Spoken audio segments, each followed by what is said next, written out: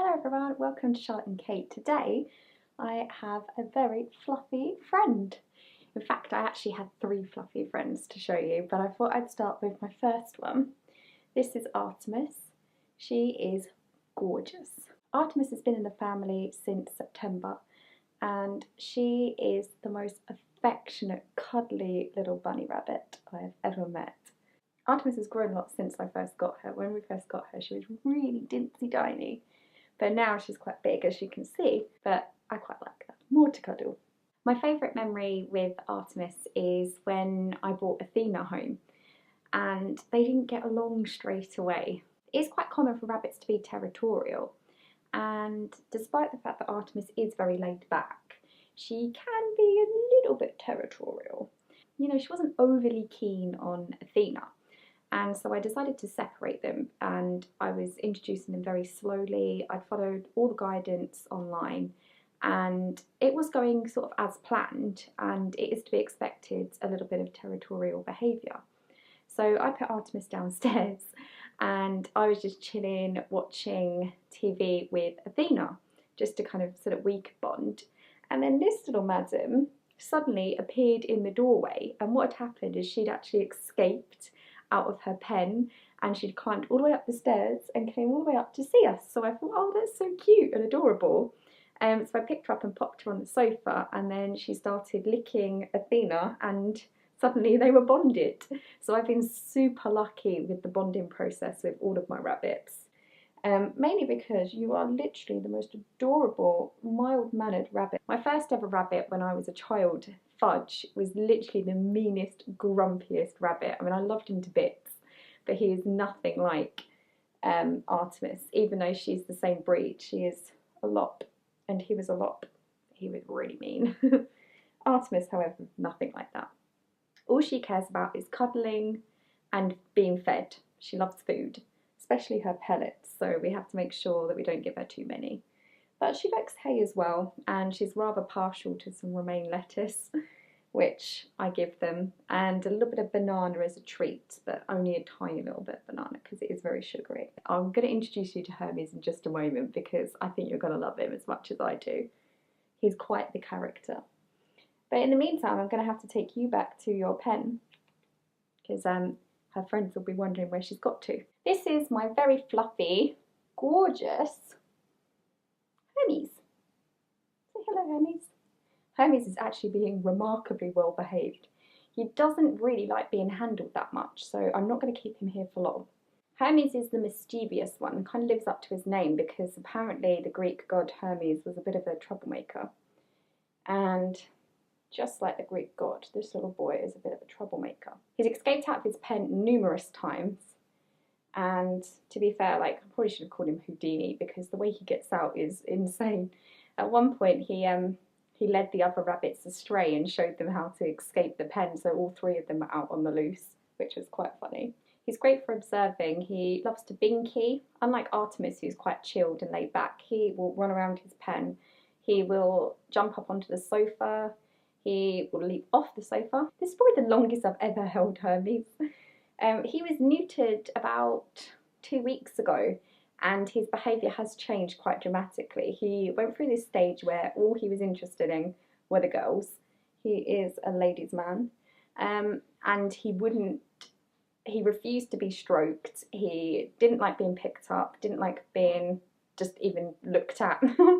He was a moody man, but he has calmed down a lot, and as you can see, he is being rather well behaved.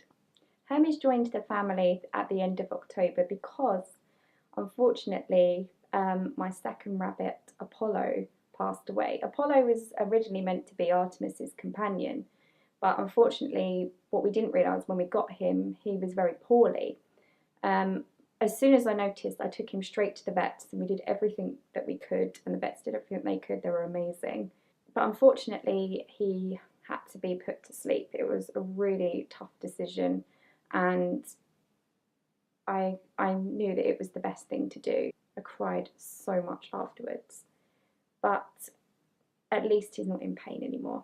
He was really, really bloated, and the vet said that the likelihood of him recovering was really remote. and it was sort of the best thing to do to put him out of his pain. So of course it didn't quite go to plan, so we still needed to find a companion for Artemis, and this is when this little guy came into a mixture. We waited until Apollo's remains were given back to us. We got him cremated, and then we started to look for a rabbit to be friends with Artemis, and I wanted to find one that was completely different, and that's when I came across this little boy here. And in the shop he was grooming himself and showing off to all of the other rabbits, and I just thought, I like his personality, so I picked him, and he hasn't let me down. He's definitely got a very good personality. He makes me laugh a lot. Here's my little binky machine.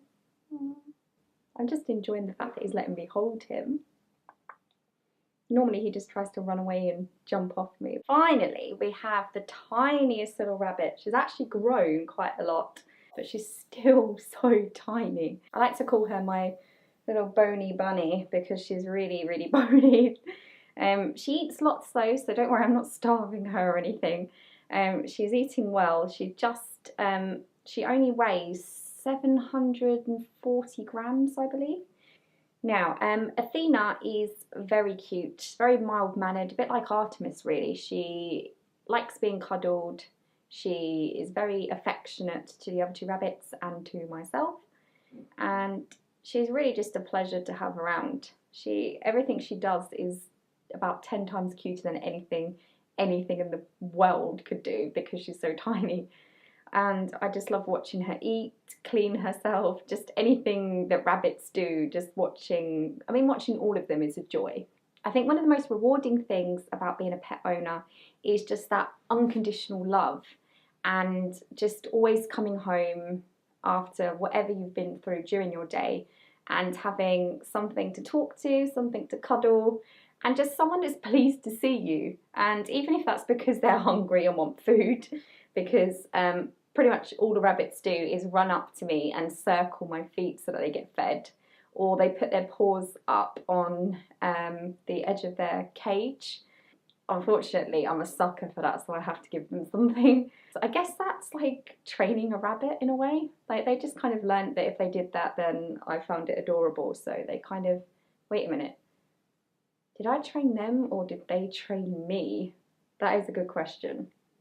As you probably noticed, all of the rabbits have names inspired by Greek mythology. It was actually Kate's idea to name Artemis, and so then from there on I kind of felt like the theme had to continue. And so with Apollo, because he was grey, I thought, oh, Apollo, it reminds me of the Apollo missions to space. Obviously Apollo is the twin of Artemis, so it felt like a perfect combination. And then unfortunately, as I explained earlier, Apollo passed away, but I still wanted to continue the Greek mythology theme, and that's when Hermes and Athena came into it. But yeah, anyway, that's just a little bit about my furry friends, and I hope you've enjoyed this video. If you did, then please subscribe to our channel and have a wonderful day.